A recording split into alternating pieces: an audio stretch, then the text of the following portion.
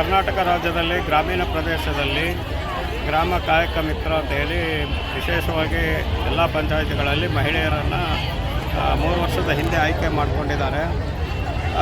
3 ವರ್ಷದ ಹಿಂದೆ ಆಯ್ಕೆ ಮಾಡಿಕೊಂಡಿದ್ದಾರೆ. ಇವರಿಗೆ ಜಿಲ್ಲಾ ಪಂಚಾಯಿತಿಯಿಂದ ನೇಮಕಾತಿ ಆದೇಶ ಬಂದಿದೆ. ಆಮೇಲೆ ಇವರಿಗೆ ಗೌರವಧನ ಅಂತೇಳಿ ಕೊಡ್ತಾ ಇದ್ದಾರೆ. ಅದು 12,250 ರೂಪಾಯಿ ಮಾತ್ರ. ಈಗ ಆ ಯೋಜನೆಗೆ ಒಂದು ಕುತ್ತು ಬಂದಿದೆ. MJNREGS ಯೋಜನೆ ಅಂತ ಇದ್ದಿದ್ದನ್ನು ಚೇಂಜ್ ಮಾಡಿ ಜಿ ಅಂತ ಹೇಳಿ ಕೇಂದ್ರ ಸರ್ಕಾರ ಮಾಡಿದೆ. ಅದರಲ್ಲಿ ಭಾಳಷ್ಟು ಕಾನೂನುಗಳನ್ನು ತಿದ್ದುಪಡಿ ಮಾಡಿದ್ದಾರೆ. ಇನ್ನು ಗ್ರಾಮೀಣ ಮಟ್ಟದಲ್ಲಿ ಕಡ್ಡಾಯವಾಗಿ ಕೆಲಸ ಕೊಡಬೇಕನ್ನೋ ಷರತ್ತನ್ನು ಕೈಬಿಟ್ಟಿದ್ದಾರೆ. ಕೆಲಸ ಕೊಡದೇ ಇದ್ದರೆ ನಿರುದ್ಯೋಗ ಭತ್ಯೆ ಕೊಡಬೇಕು ಅನ್ನೋದು ಕೈಬಿಟ್ಟಿದ್ದಾರೆ. ಆಮೇಲೆ 20,000 ಮಾನವ ದಿನಗಳು ಮಾಡಬೇಕು ಅಂತ ಹೇಳಿದ್ದಾರೆ. 20,000 ಮಾನವ ದಿನಗಳು ಇನ್ನು ಮುಂದೆ ರೀಚ್ ಆಗೋಲ್ಲ. ಮತ್ತು ಕಾಂಟ್ರಾಕ್ಟ್ದಾರಿಗೆ ಕೆಲಸ ಕೊಡ್ಬೋದು ಅಂತೇಳಿ ಮಾಡಿದ್ದಾರೆ. ಆಮೇಲೆ ಮಷಿನ್ಗಳನ್ನು ಬಳಸ್ಬೋದು ಅಂತೇಳಿ ಕೆಲಸ ಮಾಡಿದ್ದಾರೆ. ಅಂದರೆ ಮಾನವ ದಿನಗಳು ಹೆಚ್ಚು ಆಗಬೇಕು ಅಂದರೆ ಕೂಲಿಕಾರರು ಹೆಚ್ಚು ಇರಬೇಕಾಗುತ್ತೆ. ಆ ಎಲ್ಲ ಕೂಲಿಕಾರರು ಒಂದು ಕಡೆ ಕೆಲಸದಿಂದ ವಂಚಿತರಾಗೋದ್ರಿಂದ ಇವರು ಮಾನವ ದಿನಗಳು 20,000 ರೀಚ್ ಮಾಡೋಕ್ಕಾಗದೇ ಇದ್ದರೆ ಕೆಲಸ ಕಳ್ಕೊಳ್ಳುವಂಥ ಪರಿಸ್ಥಿತಿ ಉದ್ಭವ ಆಗಿದೆ.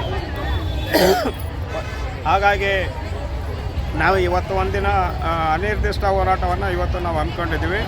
ನಿನ್ನೆ ಇಲಾಖೆಯಲ್ಲಿ ಹಲವಾರು ವಿಷಯ ಚರ್ಚೆ ಆಗಿದೆ. ಒಟ್ಟು 12 ಬೇಡಿಕೆಗಳ ಬಗ್ಗೆ ಅವರು ಕೂಡ ಈ ಯೋಜನೆಯನ್ನು ಮುಂದುವರಿಸಲಿಕ್ಕೆ ಕರ್ನಾಟಕ ಸರ್ಕಾರ ಸತಾಯುಗತಾಯ ಪ್ರಯತ್ನ ಪಡ್ತಿದೆ. ನಾವು ಸರ್ಕಾರ ನಿಮ್ಮ ಜೊತೆ ಇರ್ತೀವಿ ಅಂತಕ್ಕಂಥ ಅಭಿಪ್ರಾಯ ಕೊಟ್ಟಿದ್ದಾರೆ.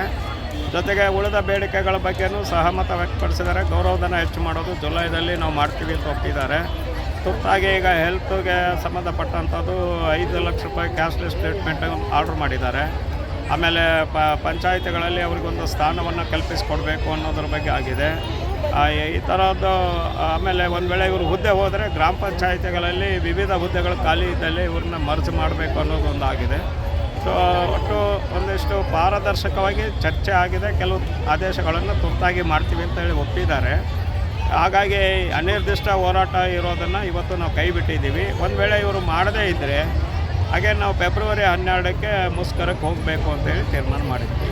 ಏನು ಯೋಚನೆ ಮಾಡಿದ್ದೀರಾ? ಏನೇನು ನಿಮ್ಮದು ಇದು ಇತ್ತು ಎಲ್ಲ ಸಿಗ್ತಾ ಸರ್ಕಾರ ಕಡೆಯಿಂದ ಎಲ್ಲ ನಿಮಗೆ ನಿರ್ಧಾರ ಸಿಗ್ತಾ?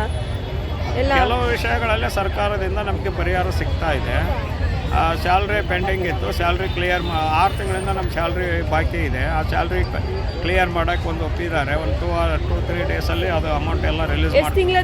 6 ತಿಂಗಳ ಸ್ಯಾಲ್ರಿ ನಿಂತಿದೆ. 6ರಿಂದ 7 ತಿಂಗಳ ಸ್ಯಾಲ್ರಿ ನಿಂತಿದೆ. ಅದು ಕ್ಲಿಯರ್ ಮಾಡೋಕ್ಕೆ ಒಪ್ಪಿದ್ದಾರೆ. ಆಮೇಲೆ ಅದೇ ಹೇಳಿದ್ನಲ್ಲ, ಹೆಲ್ತ್ ಇನ್ಶೂರೆನ್ಸು 5 ಲಕ್ಷ ರೂಪಾಯಿ ಎಂಟೈರ್ ಕುಟುಂಬಕ್ಕೆ ವಿತೌಟ್ ಮನಿ, ಅಂದರೆ ಯಾವುದೋ ಇವ್ರಿಗೆ ₹1 ಖರ್ಚಾಗಲಾರ್ದಂಗೆ ಟ್ರೀಟ್ಮೆಂಟ್ ಅವ್ರು ಇಡೀ ಕುಟುಂಬಕ್ಕೆ ಕೊಡಲಿಕ್ಕೆ 1 ವರ್ಷಕ್ಕೆ 5 ಲಕ್ಷ ರೂಪಾಯಿವರೆಗೂ ಸರ್ಕಾರ ಭರಿಸ್ಲಿಕ್ಕೆ ಒಪ್ಪಿದೆ ಈಗ.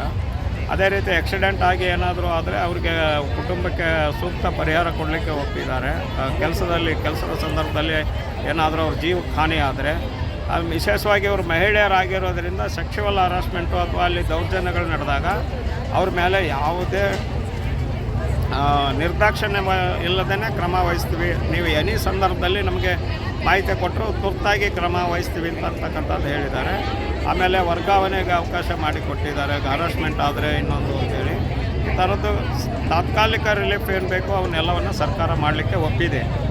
ನಮಗೆ ಮೇಜರ್ ಆಗಬೇಕಾಗಿರೋದು ಈ ಯೋಜನೆ ಉಳಿಬೇಕು. ಯೋಜನೆ ಉಳಿದು ನಮಗೆ ಕೆಲಸದ ಭದ್ರತೆ ಸಿಗಬೇಕು. ಮುಂದೆ ಸರ್ಕಾರ ನೌಕರರಾಗಿ ಪರಿವರ್ತನೆ ಆಗಲಿಕ್ಕೆ ವಿವಿಧ ಹುದ್ದೆಗಳಲ್ಲಿ ಖಾಲಿ ಇರೋ ಹುದ್ದೆಗಳಲ್ಲಿ ನಮಗೆ ಅವಕಾಶ ಮಾಡಿಕೊಡಬೇಕು ಅನ್ನೋವಂಥದ್ದಿದೆ. ಅದು ನಂತರದಲ್ಲಿ ಚರ್ಚೆ ಮಾಡಿ ಏನಾದರೂ ನಿರ್ಧಾರ ಮಾಡೋಣ. ಜುಲೈ 1-2-3 ತಿಂಗಳ ನಮಗೆ ಕಾಲಾವಕಾಶ ಕೊಡಿ ಅಂತ ಹೇಳಿದ್ದಾರೆ. ನಾವು ಅದಕ್ಕೆ ಒಪ್ಪಿಗೆ ಸೂಚಿಸ್ತೀವಿ.